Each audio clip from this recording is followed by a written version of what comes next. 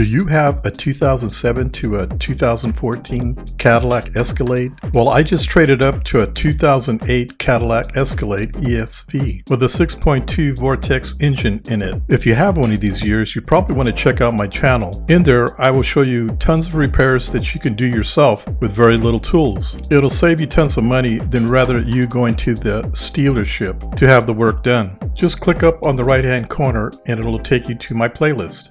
But before we get started, please don't forget to like and subscribe, and don't forget to hit that bell. Believe it or not, this really helps me to continue making these repair videos. Welcome back, ladies and gentlemen. Well, when I purchased this car, it didn't come with a key fob, so I went online and found one. They come in different prices, but this is the one that I got. Of course, I found it on eBay. That's probably where you can find it the cheapest. Now that I received it, this is what it looks like, and of course it has the Cadillac emblem in the back. So now I have to relearn or program the fob to the car. This is much easier than when I had to do the same thing to my Denali. This is really quick, so don't pay for someone to do this. Anyway, let's get started. Okay, so the first thing you're going to want to do is get in your car.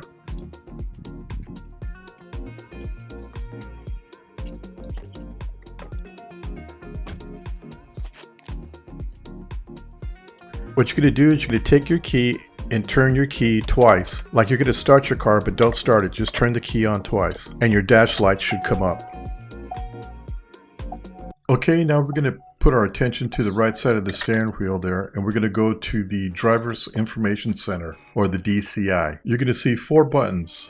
The one on the top is the Trip Fuel button. The second one down is Vehicle Information. The third one down is Customization. And the last one down is a check mark, and that's your Set or Reset button. So we're going to go to the Vehicle Information button, which is the second button down. And we're going to press that down. At the same time, we're going to look at the dash, and you can see each time you press it, the menu changes. Keep pressing it until you come to this screen, the Relearn remote key.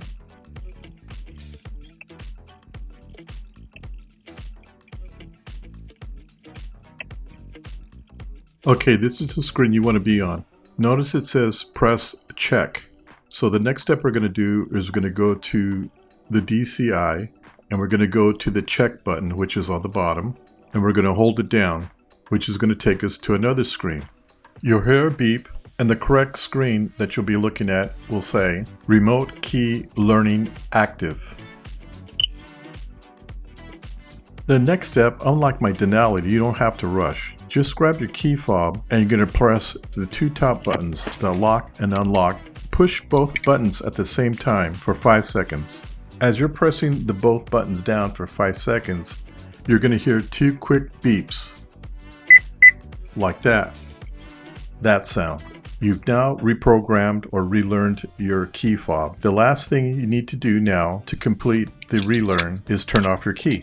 Now, to double check that everything worked correctly, just press your lock and unlock button. And if it works, you're done. See how easy that was? You just saved yourself anywhere from 50 to 125 bucks. Well, I hope you enjoyed this video, and I hope it was very informative. Please check out my other how-to videos. Oh, and check out my new website. There's new items being put in there every day. Don't forget to like and subscribe, and of course, hit the bell. Until then, we'll see you at my next video. Bye.